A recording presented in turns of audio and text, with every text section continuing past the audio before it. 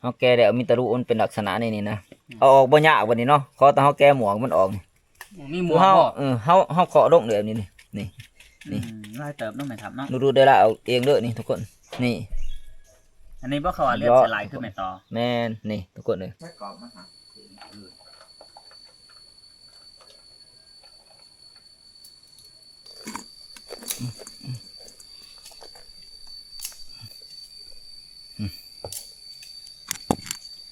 มันก็สิหยุไปหน่อยหนึ่งทุกคนเลยนี่โอ้น่ากินนะทุกคนเลยแซ่บคักขนาดนะกินกับข้าวนี่ว่าเท่านั้นทุกคนเนาะ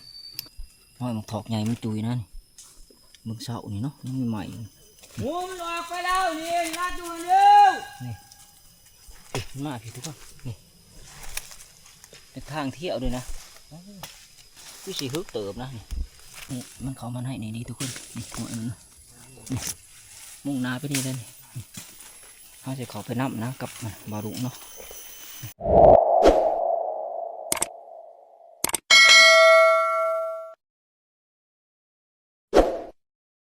การทักทายสบายดี FC เบิร์ดจะผู้ทุกคนเนาะสบายดีตอนเช้าๆทุกคนเลยคือมื้อนี้ก็เป็นมื้อที่3ของการอยู่ป่าของเฮาแล้วนะเนาะหรือว่ากับบ่โชคบ่มานทุกคนเนาะมานอนนี่ก็2-3คืนนะมาคืนได้ก็เจอแต่ฝนตกนะทุกคนเลยฝนถล่มเนาะจนแทบบ่ได้ไปไสนะคืนนี้แห้งจัดหนักนะทีมงานเฮาก็บ่ค่อยได้ออกไปดอกคืนนี้เนาะมีแต่ว่าเบาสัญญาออกไปก็เบารุ่งช่วง2 โมงกว่าๆเกือบ3 โมงทุกคนเนาะเพราะว่าช่วงนั้นฝนมันกำลังหวยลงนะนั่งปล่อยๆหน่อยหนึงเนาะแต่ว่าพานทองกับพานหมอกนี่เพิ่นออกไปเบิ่งหันนี่ทุกคนเอ้ยนี่เพิ่นกินกาแฟแล้วเพิ่นออกไปเนาะมีแต่ว่าเฮาก็สินึ่งเขาวต้มน้ำถามหมู่เพิ่นบัดนี้แหละเฮ็ดเบียกอยู่ทับถามหมู่เพิ่นก่อนรอถามหมู่เพิ่นมานะบางเทื่อเนาะแต่ว่าคันพ้นบ่ตกง่ายบางเทื่อเฮาก็สิออกไปรัดเสาอยู่เนาะแต่ว่ามันอาจสิสวยหน่อยหนึงเอ้ามาเฮ็ดเบียกตัวนี้ก่อนทุกคนเลยล้างพื้นล้างไฟต้มน้ำโซเฟียกูดโอ้ยิงก็คือบ่านี่ยังบ่าคือเก่าทุกคนเลยเนาะพานมองเพิ่นว่าไปขึ้นนี่เพิ่นกระเพาะอยู่นะบอกเบอเพิ่นไปแรงบ้านนี่เนาะตอนช่วง4 โมงแรงเพิ่นไปเนาะแต่บ่าเพิ่นทับบ่ทันนะเพิ่นว่ามันหูรหัสเพิ่นก่อนมันไปเนาะว่าได้ยังดังไฟแต่อย่างเครื่องนะเพราะว่าไปมื้อไรก็คือว่าแข่งพ้นมาเปียกเบิดนี่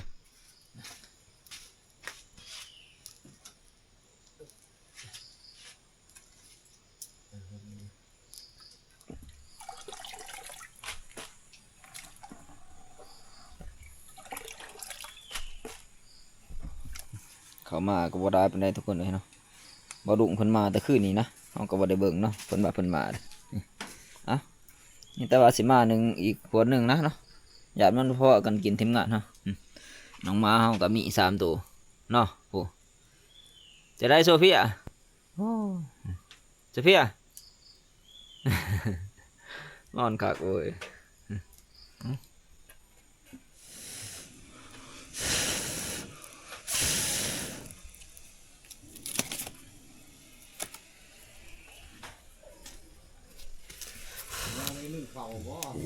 โอ้พ่อใหญ่บ่หนึ่งเขาพ่อใหญ่มานั่งเด่นก่อนเขามานั่งไหนพี่ท่านกินที่เขาเสาฮะ โอ้ยอย่าหาเฮ็ดอะไรลูกเอ้ย บ่มีหลายกันเนาะเสียเด้อหาเฮ็ดอะไรลูกเอ้ยพอได้กิน เดี๋ยวจะนอนกินกับพงกับเพชรเดี๋ยวจะเมื่อไปใช้บ้านนี่ไปเบิ่งคุ้มน้ำมันย่างบ่ มองฝนตกคนวุ่นวายครับนะพุ่นแหละมันแดดพุ่นแหละช่องมันแดด โอ้อยู่ผู้เดียวเนาะ อยู่ผู้เดียวเลยลูก โอ้ทีมงานบ่ได้ขึ้นมาเนาะทีมงานหางัวนี่ บ่เอาไปทันได้มา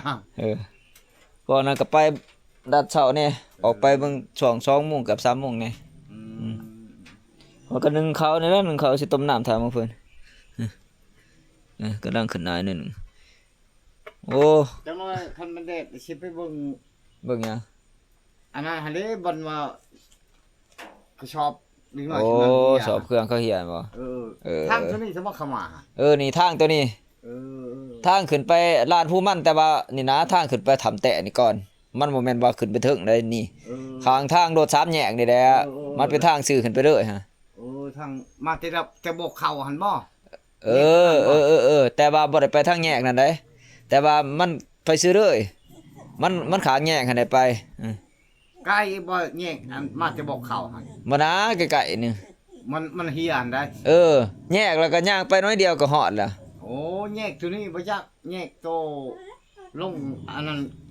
แก้หั่งนี่บ่จักแยกตัวนี้ บ่มันบ่แม่นบอกง่ายว่าทางโดดขึ้นไปเลยนะ เออ ไปตามทางโดดขึ้นเลยบ่ต้องแยกใส่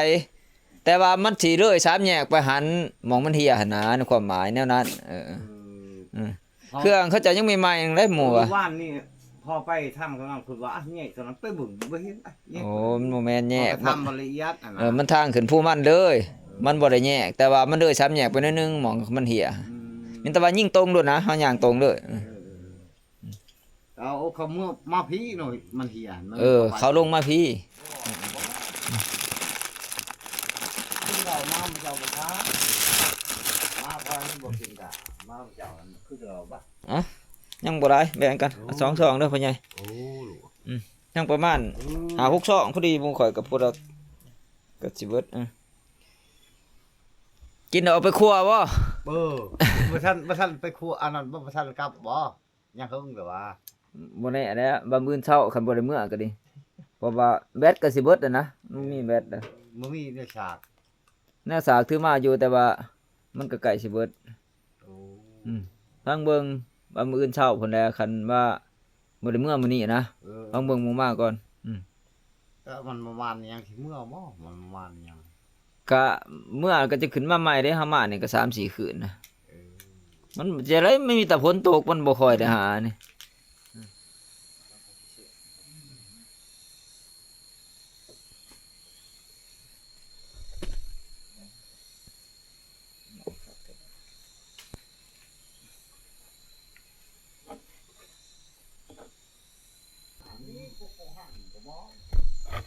ปลูกไก่เนาะ มันม่วนนะเอาอยู่ใกล้ที่หมู่ม่วนปานนั้น ก็สิมีบ่ ไปมาหันแบกมาไปมาแบกมาได้ถ้าใช้ผู้เดียวเอื้อเลี้ยงโก้ยบ่ไหว ตายถิ่มได้เนาะ โอ้บ่ไหว จักสิหาพื้นหาดูเอาบ่ หมอว้าวกันโนดไผมาแต่ไปลัดแบกมานํว้าวแนั่น หมู่เขาสิได้แบกมาติ หมอบัดมาหั่นบัดมาหันมาบ่อนหั่นแบกมานํพอดียังดังไผพอดีนึ่งเขาก่อน บ่ได้หามาเพิ่มมาเติมกันเนาะ พอนึ่งเขา แม่นหั่นแหละพอได้นึ่งข้าวต้มน้ำกินได้แล้วเพราะว่าต้มกินตลอดเด้อหมู่ข่อย บ่ไหวเลยเด้อ ต้มน้ำไปท่าทีมงานต้มน้ำซุกหม้อนี้ก่อนจักสิหนึ่งอีกนะหม้อหนึ่งเนาะเพราะว่าหนึ่งหวดมึงหันมันบ่ได้คือว่าเด้แต่พอก็ต้องกินกาแฟเอากิน บ่ประมาทลูกเต่ากินน้ำเจ้า กินกาแฟไปก่อนขันมันเดี๋ยวสิเอิ้นมากินน้ำอีก โอ้ย หมู่ยังไปอยู่ข่อยก็บ่ทันได้ไป ประมาทดอก บ่ทันได้มานหยังพ่อใหญ่เอ้ยคือเห็นได้พากันกินแต่เห็ด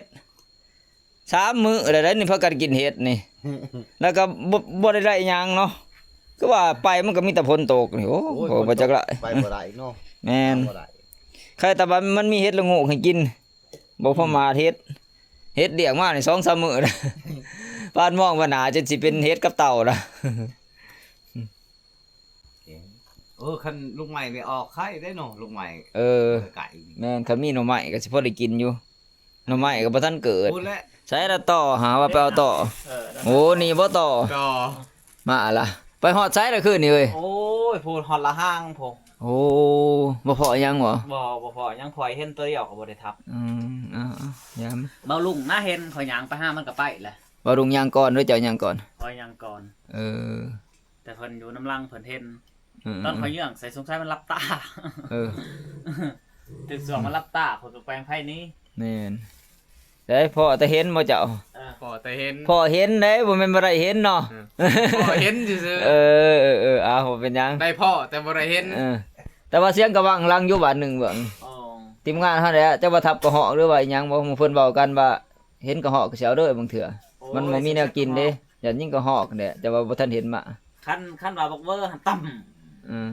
ตั้มเราได้เงินรอด แม่นยิ่งว่าเดียวแล้วก็ยิ่งเสียงแผ่วๆนะสงสัยยิ่งขึ้นเทิงอย่ายิ่งกระเหาะกันแหละ โอ้ย อือ แน่นและกระหอกขนาดนั้น เอ้านั่ง สรุปว่าบ่ได้เนาะต่อนี่เป็นจังได๋ ได้ได้ ได้บ่ต่อบ่นี่ ทงนี่ทง เสือ โอ้ บ่ได้ว่าแต่ต่อ โอ้ มันว่าต่อย ทีมงานมานต่อมาอันดีนี่ว่านี่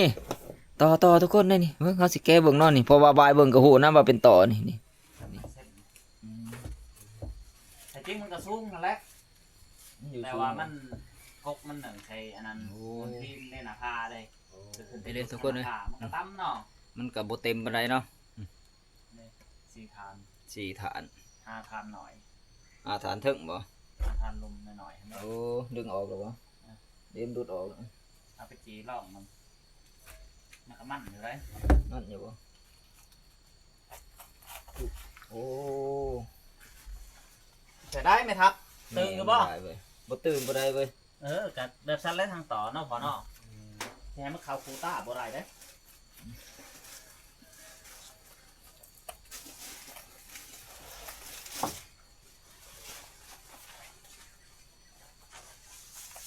มีแต่แกะ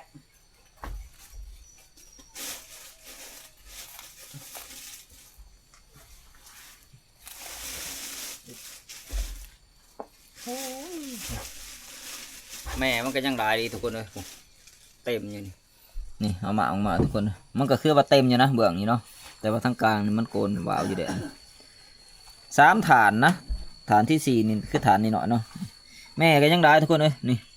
นี่แต่ว่าเฮาสิเอาแม่มันออกก่อนเนาะเดี๋ยวสิแกะเอาลูกมันนะบัดนี้โอ้แม่นี่หลายคักทุกคนเลยนี่อยู่ในฐานนี่ก็ยังมีหลายอยู่พุ่น หน่อยบ่ไร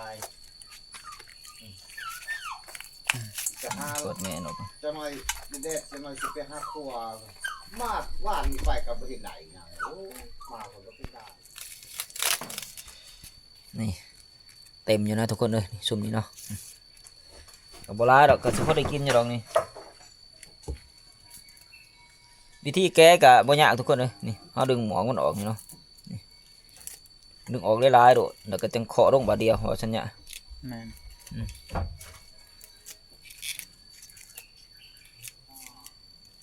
มันนี่ให้แม่ทับกุ้งครัวมาเนี่ย เออ แต่ได้บอลลูนพึกอยู่บ่ บ่ บ่กินแซ่บ น้ำสุกไปแม่นอลี ๆนั่นจะไปเห็นอยู่รุมบ่ บ่เห็นอยู่บนพวกนั่นแหละหักมัน โอ้เฮามัน มันบด ก็ฮู้แล้วนะว่ามันจะเป็นอะไร มัน มัน เอียง มันเอียงไปตามแปลวน้ำแม่นบ่ แม่น มันเจอน้ำร้ายแนวนั้น มันบดถึกบัดนี่ บ่ บ่ ถือ ถือว่า ว่ามันโง่คนอีกเลยโง่เนาะ คนงูกว่ามันบ่นี่ทุกคนเลยนี่เฮาแก้แล้วมีตะลุมันเป็นลักษณะนี่นะเอาออกบ่ยากบัดนี้เนาะขอแต่เฮาแก้หมวกมันออกนี่ มีหม คื ว อก เฮา บ่ เฮาเคาะลงแบบนี้นี่ นี่ ไล่เติบต้องไหมครับเนาะ ดูได้ละเอาเองเด้อนี่ทุกคน นี่ อันนี้บ่เขาว่าเลือดสลายขึ้นไม่ต่อ แม่นนี่ทุกคนเลยก็ได้หลายเติมเลยนี่เนาะตัวนี้แหละสิเป็นอาหารเช้านี่คือสิแซ่บอยู่ทุกคนเลยเฮาก็บ่กินดนนะนี่คือว่าบ่ทันได้กินจักเทื่อนะสำหรับปีนี้เนาะครั้งแรกเนาะตอนมันต่อคุมเฮาตอนนั้นก็บ่ได้เป่าทุกคนเลยทีมงานเฮาก็มาเลยเนาะเพราะว่าเฮาก็เจ็บหนักเติมนะ นี่ได้หลายเติมนะ เห็นแม่มันบินกิ่วเนาะ แสดงว่าเจ้าเห็นนี่เจ้าเห็นแม่มันก่อนบ่เด้อจังไดนี่ เห็นแม่มันได้บ่แม่นเห็นทางต่อได้ แม่น โอ้คนว่าจะไปเห็นทางต่อโดด บ่ โมแม่นติซะ เห็นแม่มันบินหนนะแบบเฮาหยางแล้วเห็นแม่มันบิน โอ้แสดงว่าเจ้านี่ก็เก่งสมควรซ้ำหมอผ่านเพิ่งอีกแล้วนี่เนาะ อือ หมอเพิ่งก็ว่าแต่เห็นแม่มันนี่ห่วยน้ำท่านในหักมันหมอว่ะโอ้เจ้าก็เสียนต่อเนาะฉันเนาะ เสียนต่อแล้วเนี่ย แสดงว่าทีมงานเฮานี่ได้สองนายพรานน่ะเด้นายพรานนามเด็กไหนนี่พรานเพิ่งก็พรานต่อ จะเป็นพรานต่อจ้ะ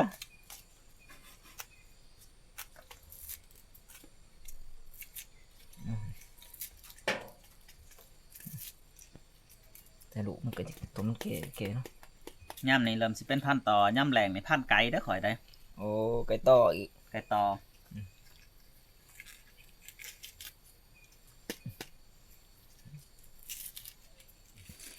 โอ้นี่เด้ทุกคนเนาะ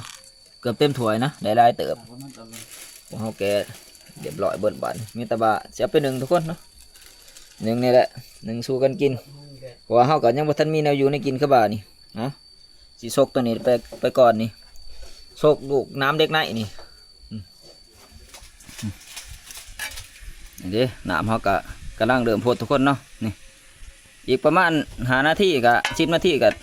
ได้นะแล้วเราจะปรุงแล้วสิหนึ่งลูกต่อทุกคน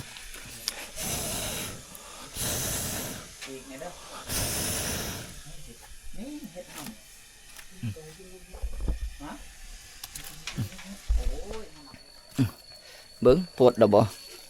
โอ้มันนี้เดือดคักแล้วทุกคนเนาะปรุงได้แล้วบัดนี้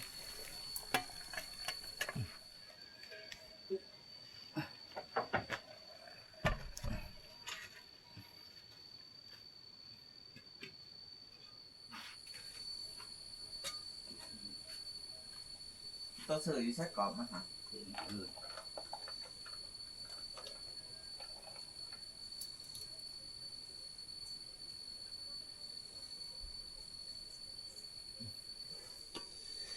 โอ้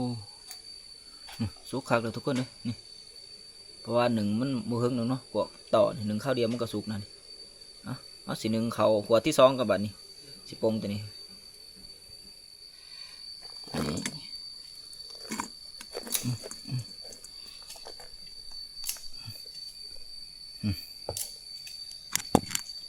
มันก็สิหยุไปน้อยหนึ่งทุกคนเลยนี่โอ้น่ากินนะทุกคนเลยแซ่บคักขนาดนะกินกับเผาในวัฒนธรรมทุกคนเนาะเป็นประเภทพวกลูกต่อนี่แซ่บกว่าลูกผึ่งนะทุกคนนี่สำหรับเฮาว่าแซ่บกว่าลูกผึ่งเนาะนี่น้อยเต๋อทุกคนนี่เสือแดดเลยทุกคนจัดมันเต็มตองไปด้วยบ้านนี่ทำสิกินบ้านเต็มหัวเด้อนี่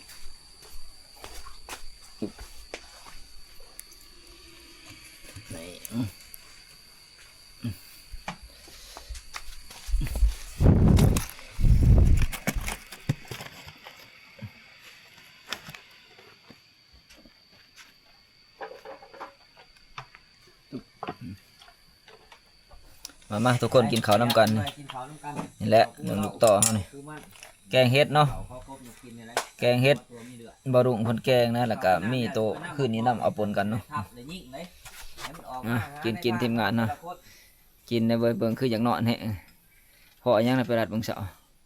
พ่อก็ฮอก โอ้ห่อเนาะเสียงปืนไผซะคนยินตึมบัดหนึ่ง เช็คปืนพันทองยิ่งมักท่อ โอ้พันทับบักเถาะบ่โอ้แม่นจ้ะบ่ใหญ่เติบบ่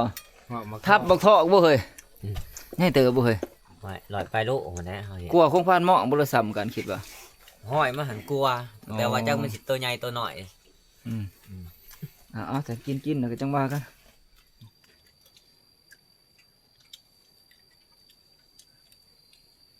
เห็นบ่ปล่อยเลือดมัน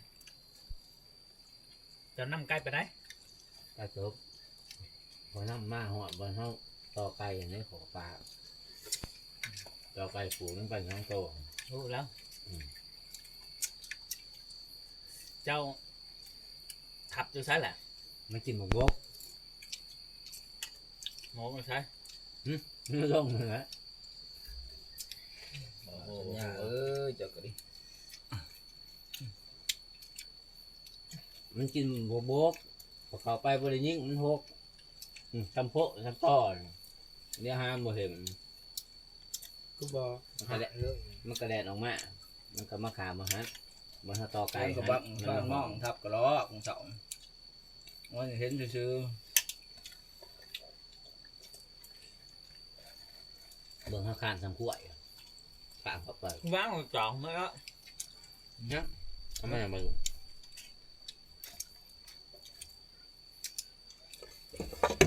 กินต่อนี่เขาเป็นต่อ โอ้แน่นั่นเบ่ย เขาเป็นต่อเนาะ แม่นสิตัวเว้าถือซะ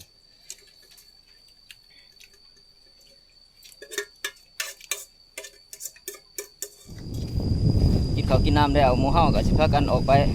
รัดเบิ่งเบอร์นะทุกคนเนาะเพราะว่าพันทองเพิ่นว่าประเด็นห้อยมันเข้าลงนะมื้อเช้าเพิ่นว่ามันเข้าลงน้อยทุกคนเอ้ยเนาะเราก็สิพากันไปรัดเบิ่งนะมึงเถื่อเพาะมันเนาะแต่ว่าถ้าว่าบ่เพาะมันเฮาก็สิเดินหน้าเลยทุกคนเนาะเพิ่นแหละสิไปรัดซ้อมทางสัตว์เที่ยวด้วยว่าไปเบิ่งซ้อมเบิ่งหมองที่มันเที่ยวทุกคนเอ้ยแถวจ่ายผู้เอาเล่าพุ่นเนาะเฮาสิไปกับบ่าวสัญญานะเพื่อว่าถ้าบ่ามื้อแรงคันฝนบ่ตกหั่นเฮาสิพอมีโอกาสได้นั่งหางทุกคนเอ้ยเนาะ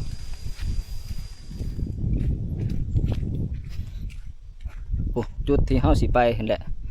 คือรอนน้อยนี่แหละแถวจ่ายผู้เอาเล่านี่ทุกคนเอ้ยแต่ว่าตอนนี้ท้องฟ้าก็ครึ้มอยู่นะทุกคนเนาะ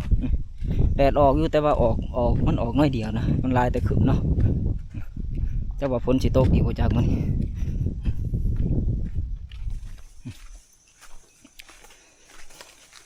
ทีมงานเนาะก็พากันมาหอดลงแล้วทุกคนเนาะสิย้ายกันเป็นจุดเด้เนาะแต่ว่าฟานหมองเป็นเขาลงเมืองนั่นนะทุกคนเลยผู้เป็นอยู่เบืองนอกหมู่นะเนาะว่าสัญญาสิอยู่จุดนี่จุดทางหน้าเขานี่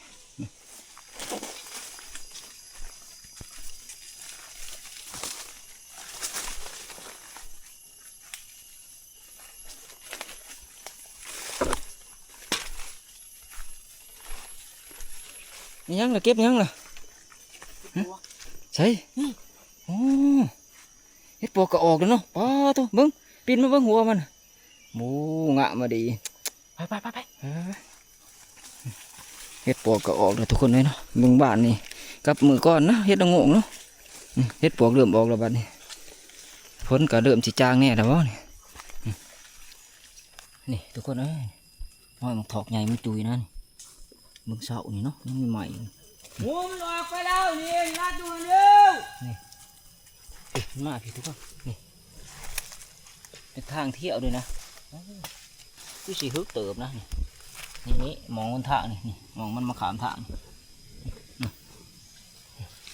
นี่แหละมันมุ่งหน้ากับนี่ทุกคนเนาะมอสิขับไปนับนี่นะทีมงานเขาดัดทางหน้าแต่มีเนาะ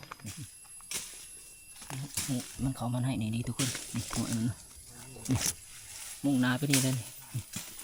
เขาสิขับไปนับนะกับบารุงเนาะ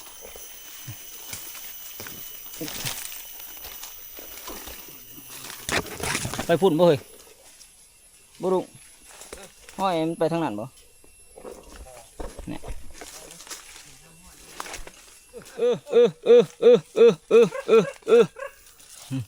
นี่มันเข้ามาไหนพี่ทุกคนเนาะ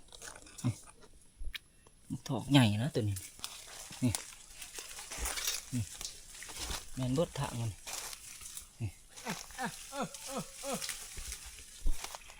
และมันมุ่งหน้าไปทางมาลุงนับอยู่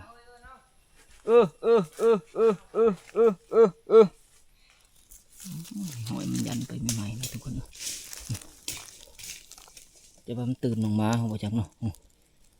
ใหญ่ขนาดหอยทุกคนเลยหัวมันใหญ่มุ่งหน้าวันนี้เลยทุกคนนี่หัวมันเหยียบหางไว้จนเหลือเลยกกใหม่มันจะไปทางนี้เลยนี่เนาะเอาไปแหละทีมงานเขารอสวนอยู่ทางหน้าบ้านหมองเนาะกับบ่าวสัญญา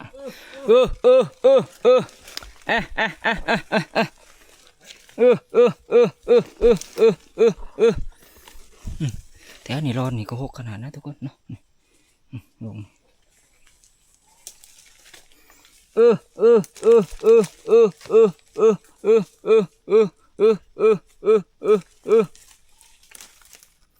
นี่หอยมันทุกคนนี่คือมันไปตามอุ่มนี่นั่นนี่มันหลอดถืมตัวนี้ไปเนาะนี่มันไปตามปองนี่น้อยทุกคนเลยแม่นเบิดหอยนี่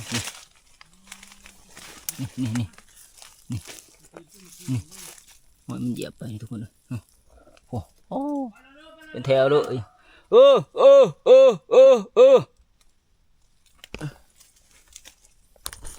นี่หอยมันจิกลงนะทุกคนเนาะว่าดินมันโลมนะนี่ฝนมันตกนี่มันดัดมานี่ได้ทุกคนเลยมันออกมาจากอุ่มนี่มองกุดลมนี่เบิ้งกุดเบิ้งสิสำรวจเบิ้งนี่ก็แม่นทุกคน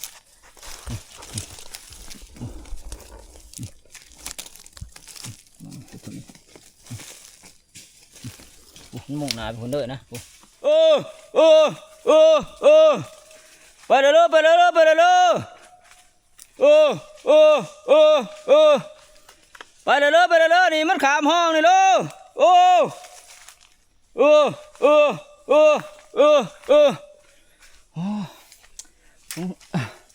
สงสัยขามห้องนี่ทุกคนเลยเนาะพอเบาดุงเลยยินนะฮัดนะบางอย่างไปนี่มันเป็นห้องเนาะนี่ทุกคนเลยยันมันมาอยู่นี่เลยเนาะทีมงานเขากับผมแหละยายกันอยู่ทั้งหน้าแต่ว่าจังมันจะไปถึงจุดทีมงานเขาอยู่จะบอกเนาะลูกห้องทุกคนเลยนี่น้องม้าติดกินทุกคนเลยโอ้เบื้องนั้นเนาะมันเลยอันนั้นนะมันเล่นใส่มันได้ยินเสียงแบบนี้สงสัยมันถอกไปจากมันอยู่ในลำห้องหน่อยทุกคนนี่มาสิไปรัดชวนลงก่อน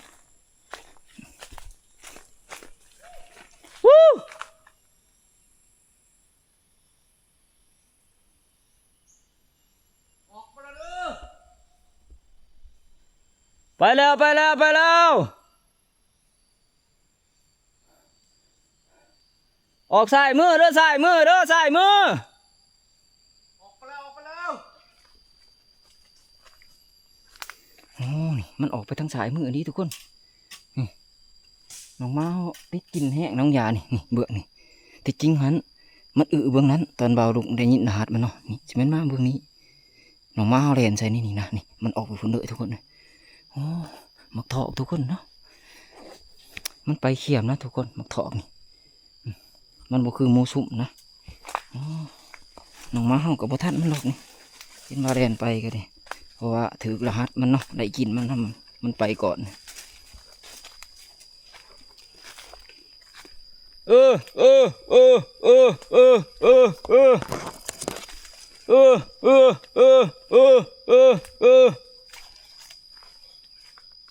โอ้ยไปตามลำห้องนะบ่าวลูก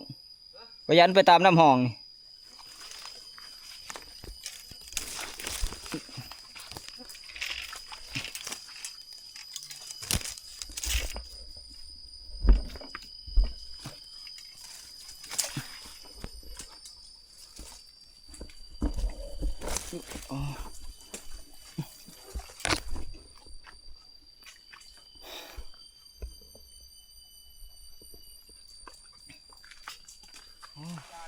ไปเลาะเบิ่งห้อยมึงเบอร์กับพอแต่ห้อยมันทุกคนเลยเนาะ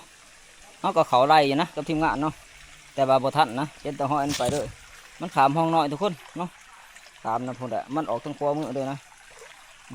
ทีมงานเขาก็ถอยทับเลยทุกคนเนาะสิไปแยกย้ายกันไปนะเขาก็สิพุ่นแหละสิขึ้นไปสอมทางชัดเที่ยวนั่งหางก็บอกสัญญาณมาแดงเนาะส่วนพันทองคนออกไปใช้กับรักทุกคนเนาะแต่ว่าทีมงานเขานี่ชวนที่เหลือ4 คนไปน้ำกันเบิดนะขึ้นหลังผู้เอาเราก่อนเนาะจังแยกย้ายกันไปแบบนี้เขาก็ขึ้นมาฮอดหลังผู้เอาเรานะทุกคนเนาะส่วนนี้ก็ส่วนแรกๆนะทีมงานเขาก็ลงเมื่อเบิดนะเนาะเพราะว่าผ่านหม่องกับบารุงก็ลงเมื่อนะยังเหลือแต่เขาก็บ่าวสัญญาทุกคนเลย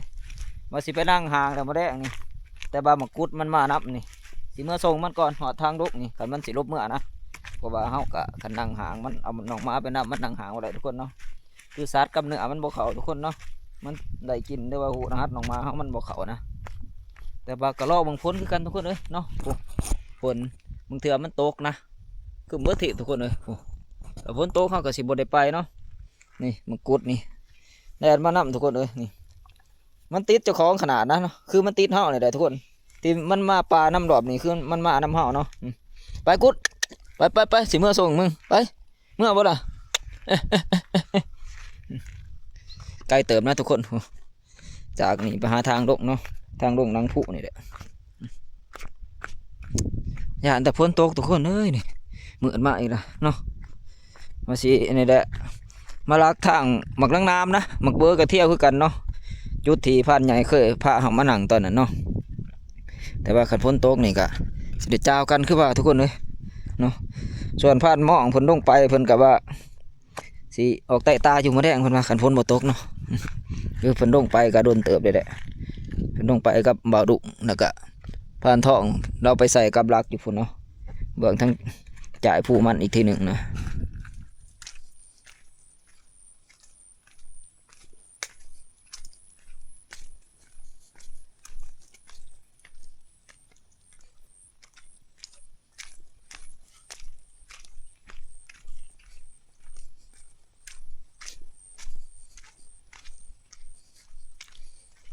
มาผีตะกุดมาผีเด้อ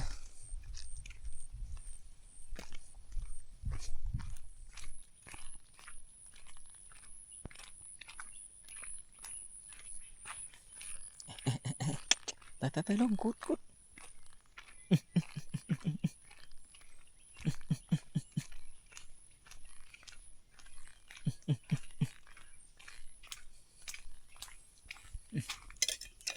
ไปลงกุดไปลงไปลงไปไปไปเฉะไปเมื่อเฉะไปเมื่อเฉะเมื่อเฉะเมื่อไหมเฉะเมื่อเมื่อไม่กุดเฉ เสะมึงเสะโอ้ไปหอดพุ่นเลยทุกคนเลยเนาะแต่บ่ฮู้มันสิลบขึ้นหรือบ่นะสงสัยสิยากทุกคนเลยเพราะว่าทางนี้มันสั่นนะมันติดเฮาแห้งก็ดีมาตัวนี้ที่แรกเขาก็บ่ฮู้ว่ามันมาดอกเนาะเพราะว่าจากที่เฮาไปนัดหมูพันทองมาเห็นหอยมันก็ลบเมื่อนะกับหมูอีก2 ตัวเนาะนี่มันมาตามดังเสไปไม่เมื่อเสเมื่อไม่กุดเสพี่เสบึ้งเสโอ้จักเสียดจังได๋บ้าดนี้สงสัยสิบ่เมื่อเด้ทุกคนเลยเสเมื่อไม่กุดเสบึ้งเมื่อไหมเส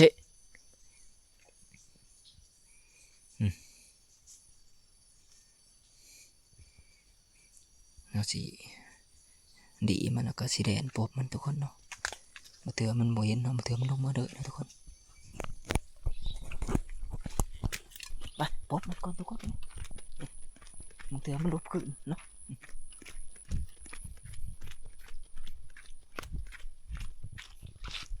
เอาไรมันไปหอก่อนหอทางลงทุกคน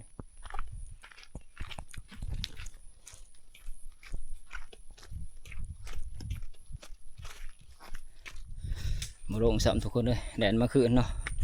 ไปส่งจนหอทางลงจนเมื่อยจากไรนะมาพูดบาดนี่ไปส่งจนเมื่อยทุกคนเลยเพราะจากจุดที่เขาอยู่กับหมองทางลงไกลเติบนะเขาว่าเพิ่นลบขึ้นนะเนาะไรตอนนั้นก็คือว่าหมุนไปหมุนมาอยู่แนวศาสตร์มานี่ทุกคนเอาไปถามบ่าวสัญญาคนว่าสิเอาจังได๋ต่อเพราะว่าเฮามากันนี่2 คนเนาะที่เฮาสิอยู่นี่บางเทื่อก็สิออกไตตาเอาทุกคนเนาะว่าไปนั่งลักทางมันนี่คือสิบ่ได้นะมีน้องมานี่เนาะคือว่ามันก็บ่เข้ามันก็บ่ผ่านเพราะว่าคันเฮาผูอูต้นไม้ก็น้องมาอยู่ลุมนี่แล้วนะทุกคนเอ้ย4 โมงแรกนะทุกคนเนาะเริ่มค่ำแล้วแต่ว่าแสงแดดก็เริ่มออกแล้วนะตอนช่วงแรกๆช่วงเฮาขึ้นมาช่วงเที่ยงทุกคนคือว่ายังครึมผ้าครึมฝนอยู่เนาะเริ่มมีแสงมือยังนะเอากะพอละมิตรบะคำสิล่อออกไตตานะนี่พอมกุดมันไปนับเนาะเฮ็ดจะได้จะสิไปจะได้บ่นี่เฮ็ดจะได้มกุดมานับนี่ คอยสิไปหา จะไปนั่งบ่ ทางเมนทางฮอน จะไปนั่งเลยสันเด้อ ไปทางพุ่นละ ปล่อยไปบ่ได้ละเฮ้ยพุ่นแล้วช่วง2-3 ทุ่มพุ่นแล้วมึงเถื่อนี่สิพาหมอนี่ออกไตตานะพาหมอไปไล่อีเห็นคันมันมีแถวหลังผู้นี่เนาะโอ้ติดเจ้าของนี่ขนาดนะหมอนี่อุตส่าห์มาตะลุนนะเพิ่นยังขึ้นมานับนะหมู่เฮามาได้ประมาณ 3-4 ชั่วโมงนะจักแล่นมาแต่ไสนี่เอา กันมาแต่รถกับไข่เนาะ กันมาพร้อมกันกับใคร งาม พอได้เพิ่นลงก็พาดหม้องครับนั่นน่ะบ่ลุพวกนั้นลงแล้วเพิ่นจังมาเอามาแหละจะได้กลับก็บ่กลับสิพาหมอออกไตตาแท้นี่แหละทุกคนเนาะมาเถื่อมันมีอีเห็นนะเกือบพวกอันนั้นตัวบางน้ำหน่อยเถื่อมันมีแท้เพราะว่ามันเป็นหุบเขาแล้วก็มันมีถ้ำแถวเบื้องอีแดงก็มีทุกคนเนาะบางเถื่อมันมีอีแดงแถวหลังผูนี่แต่โมแดงจังว่ากันทุกคนเลยให้เบาสัญญาณออกไปก่อนนะเราพาเอาไปหา2 มึงอันนั้นเนาะ